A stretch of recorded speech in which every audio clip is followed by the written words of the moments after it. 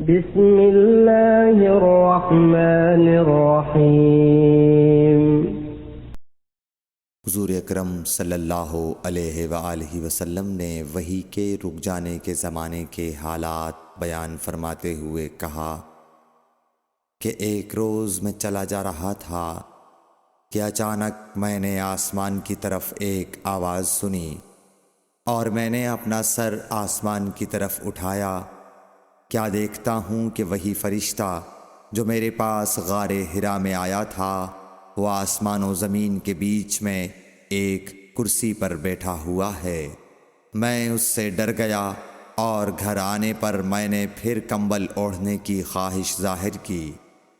اس وقت اللہ پاک کی طرف سے یہ آیات نازل ہوئیں، اے لحاف اوڑھ کر لیٹنے والے، اٹھ کھڑا ہو اور لوگوں کو عذاب الہی سے ڈرا، اور اپنے رب کی بڑائی بیان کر، اور اپنے کپڑوں کو پاک صاف رکھ اور گندگی سے دور رہ۔ اس کے بعد وہی تیزی کے ساتھ پے در پے آنے لگی۔ صحیح بخاری حدیث نمبر 4۔